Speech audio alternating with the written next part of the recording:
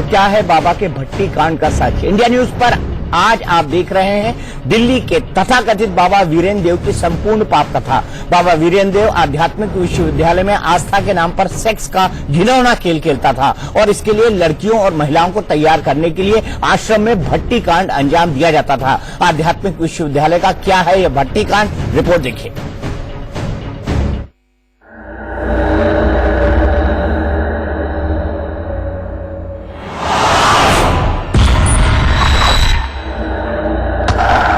वीरेंद्र देव की sex class का code word, भक्ति के नाम पर भट्टी कांड का पूरा सच। अय्याश बाबा वीरेंद्र देव के आध्यात्मिक विश्वविद्यालय का सबसे घिनौना, सबसे गंदा और सबसे निर्लज सच भट्टी कांड है। बाबा वीरेंद्र के आश्रम में रेप का शिकार हो चुकी एक लड़की बता रही है भट्टी कांड का सच। कुछ 6 महीने के अंदर, मतलब संडे हम क्लासेस करते थे, कुछ 6 महीने के बाद ये बोलते थे कि भट्टी करो यहाँ पर। तो फिर 2 महीने की छुट्टी में रहकर फिर हमने भट्टी की। तो भट्टी के दौरान फिर उल्टे सीधे काम किए यहाँ के। भट्टी क्या होता है? भट्टी सुना नहीं हमने कभी ऐसे आश्रम में। टर्मिनोलॉजी होती है कि जैसे मिट्टी के बर्तनों को पकाने के लिए उन्हें भट्टी में डाला जाता है, फिर वो पकते हैं। ऐसे ही कन्याओं को भी चलाया जाता है ताकि वो बिल्कुल, जिसे बोलते हैं ना, एक हेलुसिनेशन काइंड एक सिचुएशन हो जाती है कि वो बिल्कुल सोचने में, मतलब यही सोच के बैठ जाते हैं कि हाँ ऐसा ही है। फिर आप चाहे कुछ भी करा लो। अब तफसील से समझिए कि अय्याश बाबा के आश्रम का भट्टी पाठ क्या है। असल में भोली भाली लड़कियों और महिलाओं को 7 दिन के लिए आध्यात्म का पाठ पढ़ाया जाता है। 7 दिन तक चलने वाले इस पाठ को भट्टी कहा जाता है। 7 दिन वाले भट्टी कोर्स में वीरेंद्र देव को ही भगवान का रूप बताया जाता है। इस पाठ में लोगों का माइंड चेंज कर उन्हें समर्पण भावना के लिए तैयार किया जाता है। 7 दिन के बाद लड़कियों और महिलाओं को भट्टी में तपने के लिए कहा जाता है। भट्टी में तपने के नाम पर लड़कियों की अस्मत से खिलवाड़ होता है। 7 दिन जब कमरे में बंद करके ज्ञान बताता है ताकि बाहर नहीं देखने देता है, न बाहर दुनिया से मिलने देता है, तो अंदर से वो पूरा ज्ञान भर भर के हम लोगों को ऐसा कर देता है कि हम इसी के गुण गाने लगे। पीड़ित लड़कियां और महिलाएं बताती हैं कि भट्टी कांड के बाद आश्रम से निकलना नामुमकिन हो जाता है। दिल्ली से नरेश बिस्वानी के साथ सोनू कुमार, इंडिया न्यूज। तो ये है भट्टी कांड, आग के सामने बिठा के, जिसे सबसे पवित्र कहा जाता है हिंदू धर्म के अनुसार। आग के सामने बिठाकर उनको प्रवचन देना और उनको हिप्नोटाइज करना, ऐसी ही कार्य प्रणाली आशाराम बापू की थी। और ऐसे ही कई सारे लोग हैं, माफ कीजिए आशाराम बापू कहा मैंने उसको, उसका नाम है आशुमल हीरामन, ये उसका असली नाम है। और यहां पर मेरे साथ एक और खास मेहमान जुड़ चुकी है, सामाजिक कार्यकर्ता और बहुत ही वोकल वॉइस समाज की अंबर जैदी। हम उनसे भी बात करेंगे, लेकिन सबसे पहले मैं आपके पास आऊंगा। राम कुमार जी, मुझे बताइए कि आज आपको तकलीफ नहीं होती है कि मैंने क्या कर दिया? तकलीफ तो होती है। माइक को पास लाके बोलिए मुझे। तकलीफ तो बहुत होती है, लेकिन उस वक्त हमें अगर इतनी नॉलेज होती तो हम शायद ऐसा नहीं कर पाते। लेकिन सर एक बात बोलना चाहती हूँ मैं यहाँ पे, शायद आपको बुरी लगे। माँ बाप को एज ए पेरेंट आपको जागरूक होना पड़ेगा। आपकी बच्चियां औलाद हैं और बेटियां बहुत बड़ी जिम्मेदारी होती हैं। आप ऐसे ही किसी के हवाले नहीं कर सकते। पहले वेरीफाई कीजिए ना कि आप किसके हवाले कर रहे हैं आप अपनी औलाद को। ऐसे ऐसे ढोंगी बाबा समाज में हमारे बैठे हुए शोषण कर रहे हैं लड़कियों का, बच्चों का, और हमारे जैसे मासूम इंसान अपने घर की जेवर और सारी चीजें उनके कदमों में लाके डाल देते हैं और वो अपना घर भर के उनके इतनी बड़ा एम्पायर बन जाता है कि वो पूरे बिजनेस एम्पायर और इतना पैसा उनके पास इकट्ठा हो जाता है और हमारे जैसे लोग उनको दे के आते हैं। ये हम उन पे इतना विश्वास करते हैं, हमें खुद पे इतना विश्वास नहीं है। राम कुमार जी से जवाब ले लेते हैं। राम कुमार जी। हाँ मैडम, आप बिल्कुल ठीक कह रहे हैं। मैं इस न्यूज चैनल के माध्यम से तमाम माँ बाप को ये प्रार्थना करना चाहता हूँ, जिन जिन माँ बापों ने अपनी कन्याएं वहां समर्पित कर रखी है या आगे करना चाहते हैं, वो भूल कर भी अपनी कन्याओं को वहां समर्पित ना करें। और जिन्होंने कर रखी है वो जल्दी से जल्दी अपनी कन्याओं को ले आए। वहां कन्याओं का बहुत बुरी तरह से शोषण हो रहा है। उनकी आजादी के नाम पर मतलब उनको आजादी तो बिल्कुल है ही नहीं। 2 रोटी कम खिला दीजिएगा और लेकिन अपने पास रखें अपनी ठीक है, लड़कियों को। हम आगे सीधे चलते हैं। सबसे ज्यादा नाम इस्तेमाल किया इन्होंने ब्रह्म कुमारी का। मैंने कहा ब्रह्म कुमारी बहुत ही पावन जगह है, मैं वहां खुद होकर आया हूं। हाल ही में एक फंक्शन में गया था और मेरे मन में उसके लिए बहुत श्रद्धा है। लेकिन इस वीरेंद्र देव ने, इस नकली बाबा ने ब्रह्म कुमारी इसका गलत इस्तेमाल किया। ये इसने वहां से पीएचडी करी ऐसा कहा जाता है और बाद में इसने दावा किया कि दादा लेखराज कृपलानी, जो बहुत ही एक ऑनेस्ट और स्पिरिचुअल सोल थे, उनका नाम लेकर कहा कि मेरी आत्मा उनके अंदर प्रवेश कर गई है। राजयोगिनी ब्रह्म कुमारी जी हमारे साथ जुड़ी हुई हैं, वो प्रवक्ता है ब्रह्म कुमारी की। मैं ये जानना चाहता हूं कि आपके यहां से पीएचडी किया था और कई बार मैंने ऐसे इंसिडेंट पढ़े हैं जिसमें ब्रह्म कुमारी ने इसका विद्रोह किया और वो गांव छोड़कर भाग गया, दूसरी जगह भाग गया, फर्रुखाबाद में रहने लगा। मुझे बताइए योग राजनी जी कि ऐसा क्यों हुआ कि ये ब्रह्म कुमारी इसका इस्तेमाल करने लगा?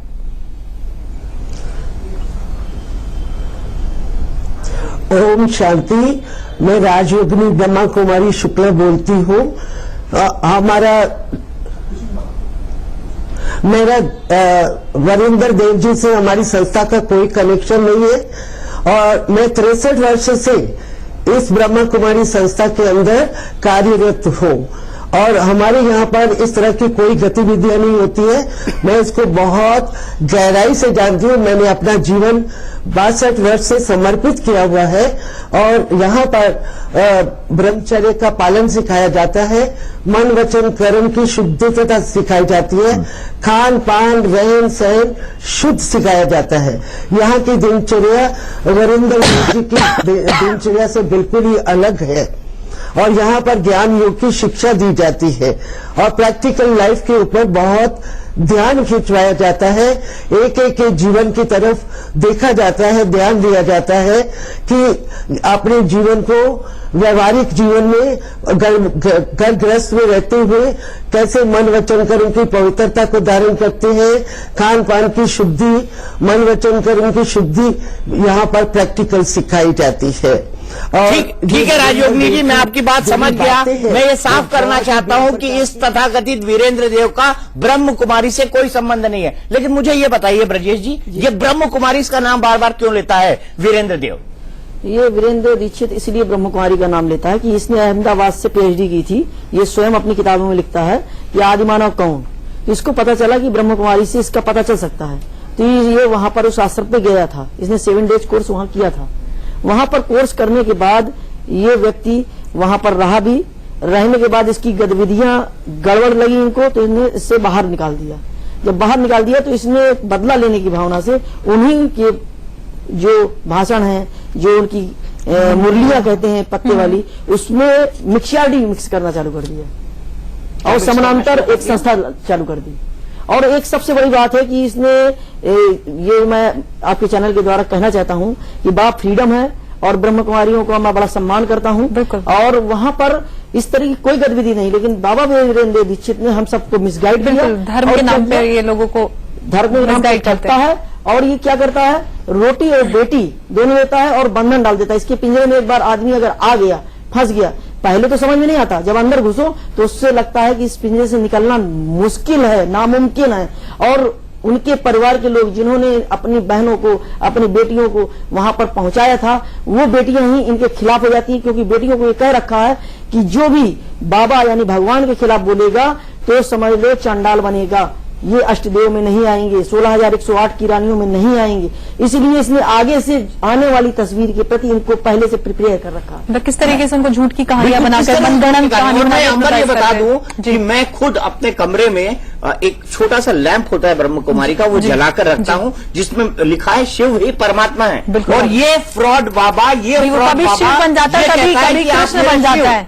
मैं शिव हूँ, आप पार्वती बन जाओ, मैं नहीं, आप इतने बड़े शिव हैं, बन जाओ। तो पब्लिकली आके आप शिव, आप कुछ करके दिखाइए ना, चमत्कार करके दिखाइए ना, चमत्कार करके दिखाइए। आप मुझे बताइए राम कुमार जी, कभी उसने कोई चमत्कार किया, कभी उसने कुछ बताया? आप तो खुद वहां गए हुए हैं। नहीं, वो चमत्कार क्या करके दिखाएगा, वो खुद ही छुपा रहता है। वो छुप छुप के आता है, छुप छुप के जाता है, वो चमत्कार क्या करके दिखाएगा? तो फिर क्यों लोग बिलीव कर लेते हैं ऐसे फ्रॉड, ऐसे पकड़ने लोगों को?